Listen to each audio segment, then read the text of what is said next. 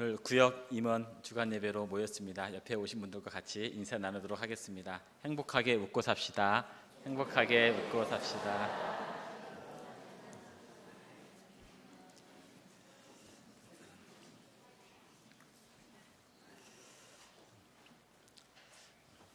여기 계신 분들 중에 모임이 10개 이상 되신 분도 많이 있으실 겁니다. 보통 일반적으로 사람들이 모임을 하면 2-3개 정도, 많게는 10개 정도 모임을 이렇게 가지고 있습니다. 그 모임에는 친교 모임도 있을 수 있고요, 동창회 모임도 있을 수 있고, 취미 모임도 있을 수 있고, 개모임도 여러 가지가 이렇게 있을 수 있습니다.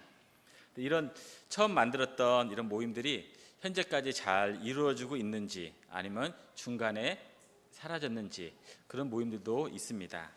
근데 중간에 깨진 모임들이 있다면 그 모임은 아마 다툼이나 싸움이 일어나서 아니면 마음이 맞지 않아서 깨지고 지속되지 못하는 경우가 있습니다.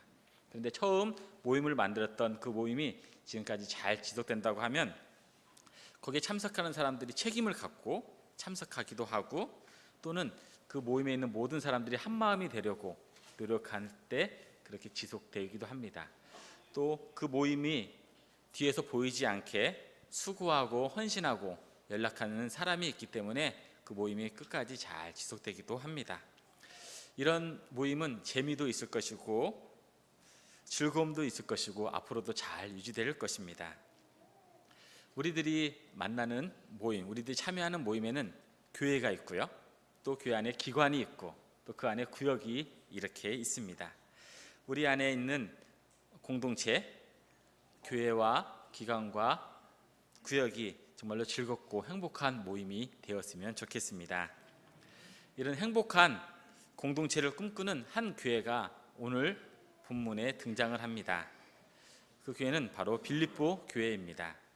빌립보 교회는 우리들이 잘 알고 있는 것처럼 대부분 이방인들로 구성된 작은 교회입니다. 또 사도 바울의 선교를 도왔던 교회이기도 합니다. 그러나 이 빌립보서 서신을 받을 당시에 빌립보 교회는 몇 가지 문제점을 가지고 있었습니다. 정확히 무슨 문제인지는 기록되어 있지 않지만 문제가 있다는 단어들이 성경에 기록되고 있습니다. 3절 말씀입니다. 아무 일에든지 다툼이나 허영으로 하지 말고 라고 말씀하고 있습니다. 바울이 다툼이나 허영으로 하지 말라고 한 것을 보면 빌립보 교회가 현재 어려운 가운데 있다는 것을 우리는 알 수가 있습니다. 여기서 나오는 다툼이나 허영은 이런 뜻을 가지고 있습니다. 다툼은 서로를 동역자가 아닌 경쟁자로 여겨서 앞서려고 하기 때문에 문제가 발생을 합니다. 또 허영은 어떻습니까? 허영은 알맹이 없는 영광이라는 뜻을 가지고 있습니다. 허영은 자신의 경제적 능력이나 분수에 어울리지 않게 자신을 잘 포장하려고 하는 데서 나오는 단어가 바로 허영입니다. 이처럼 다툼이나 허영은 공동체를 힘들게 하고 공동체를 분리하게 합니다. 또는 이런 허영과 다툼은 모이기를 피하는 어떤 자들의 습관처럼 자꾸 그 모임을 흐트러버리고 모이지 못하게 하고 중간에 깨지게 하는 것이 다툼과 허영입니다. 이런 분열이 있는 빌립보 교회에 바울은 해결책을 제시를 합니다. 그 해결책의 말씀이 1절 말씀입니다. 우리 다 같이 한 목소리로 읽겠습니다. 그러므로 그리스도 안에 무슨 권면이나 사랑의 무슨 이로나 성령의 무슨 교제나 긍휼이나 자비가 있거든. 아멘. 바울이 이렇게 말하는 것은 빌립보 교회가 그리스도로부터 이런 대접을 받았다는 것을 우리에게 가르쳐주고 있습니다. 빌립보 교회는 하나님의 말씀으로부터 격려함을 받았습니다. 그리스도의 구원을 통해서 사랑의 위로를 받았습니다. 또 성령과 한 몸을 이루는 교제를 누렸고 그리스도의 긍휼과 자비를 받아서 신앙과 삶이 회복되는 은혜를 받았습니다. 그리스도의 이 좋은 것을 받은 빌립보 교회가 다른 사람들에게 허영이나 다툼으로 대한다는 것은 있을 수 없다고 성경은 분명하게 말씀하고 있습니다. 그러면 빌립보 교회가 다툼이나 허영으로 다른 사람들 대하지 말면 아니면 과연 어떠한 마음으로 다른 사람들을 대하며 다른 사람들과 교제를 나눌 수 있을까요? 성경 2절 말씀에 이렇게 기록하고 있습니다. 마음을 같이하여 같은 사랑을 가지고 뜻을 합하며 한 마음을 품어 라고 기록하고 있습니다. 다툼과 허영으로 하지 말고 은혜를 받은 빌립보 교회 사람들은 마음을 같이하여서 주님의 일을 감당하라고 가르쳐주고 있습니다. 여기서 마음을 같이 한다는 것은 같은 사랑을 가지는 것입니다. 뜻을 합하는 것입니다. 한 마음을 품는 것입니다. 같은 사랑이라는 것은 공동체를 그리스도의 사랑으로 공동체를 하나로 묶는 것을 말씀하고 있습니다. 뜻을 합한다는 것은 빌립보 교회가 이방인들로 모집된 교회입니다. 거기에는 개성이 다른 사람들도 있고 나이가 다른 사람들도 있고 출신, 배경이 다른 사람들도 있습니다. 그런 여러 다른 사람들을 하나 그리스도의 뜻으로 묶는다는 것을 설명하고 있습니다.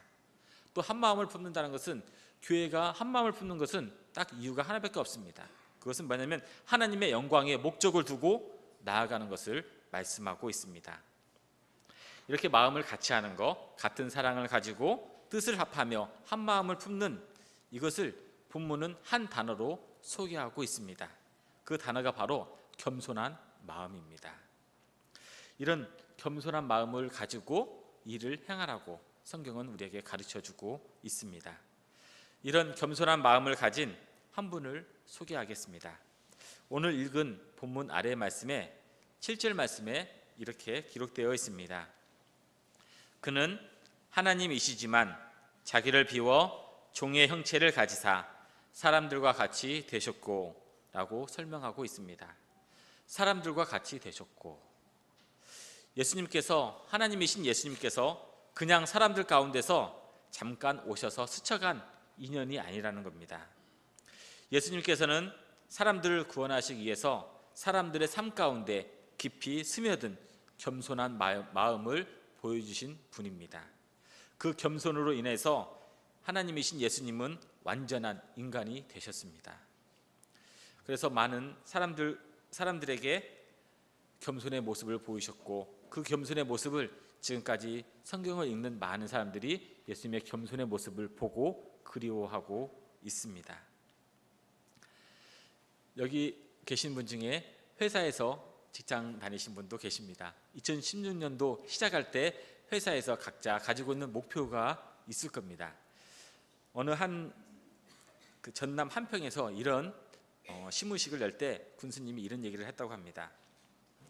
남을 존중하고 자기를 내세우지 않는 겸손, 서로가 다름을 인정하고 상처를 감싸주는 배려, 작은 것에도 고마움을 느끼고 사랑하는 감사가 필요하다고 많은 사람들 앞에서 이런 신문식에 얘기를 했다고 합니다. 이렇게 한 이유는 지역의 발전을 위해서는 국민 모두가 화합하고 단결을 해야 되는데, 이렇게 하기 위해서는 겸손이 필요하고 배려가 필요하고 감사하는 마음을 지녀야 한다는 뜻으로 군수님이 많은 사람들 앞에서 얘기를 했다고 합니다. 그래서 매주 월요일마다 전 공직자가 겸손, 배려, 감사를 실천하겠습니다라는 구호를 외친다고 합니다. 이렇게 공공기관에서도 사회에서도 겸손을 한 마음을 가지는 캠페인을 이렇게 외치고 있습니다. 그만큼 겸손이 공동체 안에, 사회 안에 중요하다는 것을 우리에게 말씀하고 있습니다. 우리가 있는 현재 공동체인 교회도, 기관도, 구역도 겸손한 마음으로 다른 사람들을 바르게 대하고 예를 갖출 때 정말 아름다운 일이 일어나게 됩니다. 여기서 겸손이라는 부분은 내가 가지고 있는 힘을 상대방을 존중하고, 힘으로 상대방을 존중하고 배려하는 것을 얘기를 합니다. 또는 우리 각자가 가지고 있는 능력이 있고 가지고 있는 은사가 있습니다. 그 은사를 가지고 에너지를 만들어서 나를 편하게 하고 우리 가족을 편하게 하는 것이 아니라 그 에너지를 만들어서 주변을 밝게 비춰주는 것도 하나의 겸손의 모습입니다. 겸손은 다툼을 잠재우고 화해를 깨우는 힘이 그 안에 들어 있습니다. 겸손은 알맹이 없는 허영을 풍성한 열매로 가득 채울 수 있는 능력이 그 안에 들어 있습니다. 그러므로 우리 모두는 예수 그리스도의 겸손한 마음을 품고 살아가야 합니다. 야고보서에도 하나님은 겸손한 자에게 은혜를 주신다고 우리에게 말씀하고 계십니다. 벼는 익을수록 고개를 숙이지만 익기 전에는 절대로 고개를 숙이지 않습니다. 겸손한 사람이 많은 공동체, 고개를 숙이는 많은 사람만이 모이는 공동체는 정말로 행복하고 즐거운 모임이 될 수 있습니다. 즐거운 모임을 원하신다면 우리는 모두 겸손한 마음을 가져야 합니다. 우리가 겸손한 마음을 갖는 것은 너무나 우리가 잘 알고 있습니다. 과연 이 겸손한 마음을 가져서 갖는 것으로 끝나는 것일까? 성경은 그렇게 말씀하지 않고 있습니다. 겸손한 마음을 가진 사람들이 해야 할 일이 있다고 성경은 오늘 본문에서 3가지로 우리에게 말씀해 주고 있습니다. 첫 번째, 4절 말씀에 각각 자기 일을 돌볼 뿐더러 라고 말씀하고 있습니다. 겸손한 마음을 가지고 자신을 돌보라고 성경은 우리에게 가르쳐 주고 있습니다. 각각 자기 일을 돌보라는 것은 우리 개인 한 사람 한 사람이 겸손한 마음으로 자신을 돌보라는 말씀입니다. 오늘은 구역 임원 주간 예배로 드리고 있습니다. 구역 임원들이 먼저 자신을 돌아보는 계기의 말씀으로 삼기를 바랍니다. 자신을 돌아본다는 것은 지금까지 걸어온 발자국을 다시 한번 확인해 보는 겁니다. 내가 어떠한 발자국의 모습으로 걸어왔는지, 내가 겸손의 모습으로 걸어왔는지, 사랑의 모습으로 걸어왔는지, 아니면 교만의 모습으로 걸어왔는지, 남을 권면하는 모습으로 걸어왔는지를 잘 확인하는 모습입니다. 그러한 겸손의 발자국 안에 신앙생활이 어떻게 그려져 있고 어떻게 남겼는지를 우리는 스스로 돌아봐야 됩니다. 자신의 신앙과 삶이 하나가 되기 위해서 우리는 겸손한 마음으로 노력을 해야 합니다. 늘 신앙과 삶에서 모범을 보일 수 있는 그런 노력들을 해야 됩니다. 그래야만이 우리가 자신을 온전히 돌아보는 계기가 됩니다. 우리 있는 사람들이 자신을 잘 돌아봐야 하는 이유 중에 하나는 임원들의 신앙과 삶의 모습들이 구역 식구들에게 거울로 비춰지기 때문입니다. 구역 식구들은 우리 구역 임원들의 모습을 보면서 나는 어떠한 방향으로 나아가야 되겠구나, 나는 어떠한 목표를 보고 가야 되겠구나 결정하는데 도움을 받기 때문에 구역 임원들의 자신들의 돌아보는 그 모습, 하나님 앞에서 거룩하고 하나님 앞에서 겸손한 모습을 하는 모습을 통해서 다른 사람들이 삶의 지표를 삼을 수 있고 삶에 걸어가는데 도움을 받을 수가 있기 때문에 구역 임원 식구들은 자신의 모습을 잘 돌아봐야 됩니다. 그리고 구역 임원들의 또 모습이 늘 자신의 마음을 열고 훈련과 경건 생활하는데 시간을 들이는 도전을 해야 됩니다. 말씀대로 살려는 몸부림이 있어야 됩니다. 기도에 무릎을 꿇는 결단이 있어야 됩니다. 구역 임원인 우리 한 사람 한 사람들이 하나님의 말씀과 기도 앞으로 나가서 은혜를 받아야만이 구역 식구들을 돌봐줄 수가 있습니다. 다른 사람의 권면은, 다른 사람들에게 권면하는 것은 내 생각과 지혜로 하는 데는 한계가 분명히 있습니다. 왜냐하면 내가 구역 식구들의 속속히 잘 모르기 때문입니다. 그런데 구역 식구들의 형편을 잘 아시는 하나님께 구하지 않고 나아간다는 것은 때로는 우리를 힘들게 하고 지치게 할 수밖에 없습니다.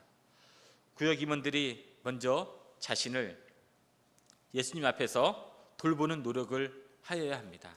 그래야 그 돌보는 노력을 통해서 나에게 맡겨주신 사명을 감당할 수 있는 힘이 생기게 됩니다. 그래서 우리 구역 임원들 한 사람 한 분들이 늘 자신의 신앙과 삶을 돌아보아서 건강한 구역 임원 한 사람 한 사람이 되시기를 소망합니다. 겸손한 마음을 가지고 해야 될 두 번째는 각각 자기보다 남을 낮게 여기라고 성경은 말씀하고 있습니다. 남을 낮게 여기는 것은 다른 사람의 존재를 인정해 주는 겁니다. 다른 사람이 있다는 것을 인정해 주는 겁니다. 다른 사람들의 존재를 인정한다는 것은 그 사람을 칭찬하며 그 사람을 높여주는 것입니다. 구역 식구들의 돌아보면 어떤 분들은 경제적 형편이나 직업으로 평가하는 분들이 계십니다. 이것은 남을 높여주는 것이 아닙니다. 또 그들이 주일 예배 때 결석을 하였다고 해서 그들을 구역에서 제외시켜버리면 그것도 남을 낮게 여기는 것이 아닙니다. 그리고 내가 눈으로 본 것으로, 내가 느낀 것으로 구역 식구들을 판단한다는 것은 정말로 큰 오류를 범하는 것입니다. 왜냐하면 그들에게도 우리들이 가지고 있지 아니하는 좋은 장점들이 있고 우리들이 가지고 아니하는 좋은 성품들이 있을 수 있습니다. 그래서 구역 식구들을 찾아가서 그들의 좋은 점을 찾아서 인정해주고 높여주고 칭찬해 주십시오. 그것이 남을 자기보다 낮게 여기는 겁니다. 또 그들과 우리가 하나로 될 수 있는 것은 복음으로 말미암아 그리스도 예수 안에서 그들과 함께 상속자가 되었고 함께 지체가 되었고 함께 약속에 참여하는 자가 되었습니다.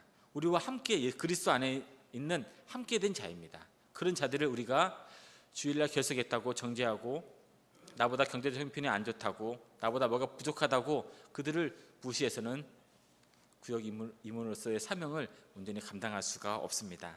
그래서 구역 임원 식구들이 구역 식구들을 대할 때 형제 대하듯이 동역자 대하듯이 가족 대하듯이 그런 사랑을 베풀면서 한번 그분들을 높여주시고 그분들을 인정해 주십시오. 그러면 구역에 변화가 일어날 것입니다. 그러면 칭찬이 많아지는 구역이 될 것입니다. 그러면 웃음이 가득한 구역이 될 것입니다. 거기에는 존중과 인정이 넘치는 구역이 될 것입니다. 그렇게 되면 구역 임원들도 행복해지고 구역 식구들도 행복해지면 모든 구역이 행복한 공동체 안에 나아갈 수 있게 됩니다. 남을 인정하는 만큼 구역의 행복은 높아진다는 것을 꼭 기억하십시오. 그래서 남을 자신보다 더 낮게 여기고 남을 인정해주는 구역 임원들 되기를 소망합니다. 세 번째는 겸손한 마음을 가지고 각각 다른 사람들의 일을 돌보라고 성경은 말씀하고 있습니다. 구역에 있는 다른 사람들을 알아가고 찾아간다는 것은 쉬운 일이 아닙니다. 전화 연락을 했는데 연락도 안 됩니다. 또 찾아갔는데 만나기도 힘듭니다. 근데 설령 찾아가서 만났는데 반갑게 맞이해 줘야 되는데 그분이 찬바람 불듯이 쌩하게 하게 되면 정말로 내가 왜 찾아왔을까 그런 마음이 들기도 합니다. 그래서 찾아가고 연락하고 그들 앞에 나아간다는 것이 힘들고 어려운 일입니다. 그렇지만 정말로 중요한 일입니다. 중요한 일이기 때문에 하나님께서 그 일을 우리 구역 임원들에게 맡겨주셨습니다. 구역 임원이 구역 식구들을 돌보지 않으면 누가 그들을 돌보며 누가 그들을 찾아가겠습니까? 우리 구역 임원들이 찾아가지 않는데 다른 구역 임원들이 와서 찾아가서 권면하고 도움을 줄 수 있겠습니까? 그것은 참으로 힘든 일입니다. 같은 구역 안에 있는 임원들이 먼저 찾아가는 것이 겸손의 시작입니다. 내 자신을 내려놓고 그 사람을 하나님 앞으로 인도하기 위해서 찾아가는 그 발걸음이 겸손의 시작입니다. 우리가 늘 겸손하기 위해서 기도하고 하나님 앞에 간구합니다. 기도하였으면 이제는 겸손한 마음으로 그들에게 찾아가십시오. 찾아가서 만나지 않으면 구역 식구들과 서로 지나치는 관계가 될 수밖에 없습니다. 찾아가서 만나지 않으면 길 가다가 만나더라도 서로 불편한 관계가 됩니다. 불편한 관계가 되면 나중에는 멀리서 저분이 걸어오면 어디 한 곳에 숨어 있다가 지나가면 나가고 그런 불편한 관계가 됩니다. 숨어 있는 사람만 아는 것이 아니라 그 상대방도 알고 있다는 겁니다. 그러면 그 상대방이 얘기를 하겠죠. 내가 불편한 사람이 있는데 내가 교회에 나갈까? 불편한 사람이 있는데 내가 정말로 그 모임에 갈 수 있을까? 공동체에 갈 수 있을까? 아마 힘들 상황입니다. 그래서 우리 구역 임원들이 때로는 집에 있는 거 작은 걸 가지고 구역 식구들에게 한번 찾아가 보십시오. 때로는 작은 선물을 가지고 한번 찾아가 보십시오. 집에 식사나 다과를 준비하고 한번 초대를 한번 하십시오. 초대하면 바로 오는 구역 식구들은 그렇게 많지 않습니다. 오기 힘들다고 하면 오히려 좋은 기회입니다. 직접 찾아가서 모셔서 같은 다과를 나누고 식사를 하십시오. 그러면 그분들이 한 번 오고 두 번 오면 편한 사람이 있으면 아는 사람이 있으면 교회 모임의 기관에 또 구역에 잘 참여할 수가 있게 됩니다. 우리가 잘 아는 속담 중에 10번 찍어서 안 넘어가는 나무 없다고 늘 외치지 않습니까? 그런데 구역 임원들이 식구들 찾아가는데 한 번 하고 끝나면서 다른 사람들에게는 10번 찍어서 안 넘어가는 나무 없으니까 열심히 하라고 그렇게 말하기에는 오류가 있습니다. 두드리면 마음이 열립니다. 한번 두드려 보십시오. 하나님의 마음을 가지고, 겸손한 마음을 가지고 구역 식구들의 마음 한 사람 한 사람 한번 두드려 보십시오. 그러면 문이 열립니다. 구역 식구들 중에 마음이 무너진 사람이 있습니까? 찾아가서 마음을 세울 수 있도록 격려하는 모습을 한번 보여주십시오. 구역 식구들 중에 상처가 있고 아픔이 있는 사람이 있습니다. 찾아가셔서 따뜻한 사랑의 이론을 한번 전해주십시오. 외로움과 고독을 느끼는 사람도 있습니다. 구역 안에 그 교제의 즐거움을 한번 전해주십시오. 선물을 한번 해주십시오. 이러한 헌신과 수고를 통해서 하나님께서 기뻐하시는 구역을 만들 수 있습니다. 콩나물에 소금이 녹아들어서 맛을 내는 것처럼 다른 사람에게 녹아드는 그 마음이 먼저 있어야 됩니다. 구역 임원들의 희생이 많이 녹아질수록 구역은 활기차게 변화가 됩니다. 구역 임원들의 사랑이 지지대가 되면 구역은 행복하게 성장할 수가 있습니다. 구역 식구들의 삶을 붙들 수 있는 열정을 가지고 그들에게 한번 찾아가 보십시오. 그러면 구역은 가정과 같은 행복한 구역이 될 수가 있습니다. 교회와 같은 생명력이 넘치는 구역으로 변화될 수가 있습니다. 하나님께서 기뻐하시는 구역으로 바뀔 수가 있습니다. 먼저 구역 임원들이 움직여야 합니다. 구역 임원들이 먼저 움직이십시오. 하나님께 기도하며 달려가십시오.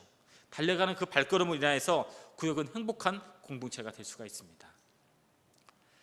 우리 성도님들도 계신 교회와 선교회와 기관이 행복해지기 원하십니까? 그러면 공동체 안에서 먼저 자신을 돌아보며 모범의 모습을 한번 보여주십시오. 그리고 남을 낮게 여길 수 있는 칭찬을 찾아보시고, 다른 힘든 사람이 있습니까? 찾아가서 권면하고 사랑의 위로를 전해주십시오.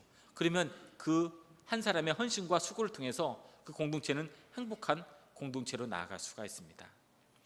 우리가 늘 얘기를 합니다.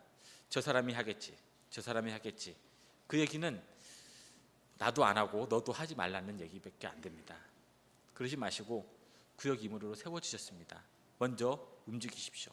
먼저 하나님 앞에 달려가십시오. 그러면 구역은 분명히 행복한 공동체로 바뀝니다. 달려가지 아니하고 찾아가지 않기 때문에 구역이 항상 현재의 모습밖에 유지될 수가 없습니다.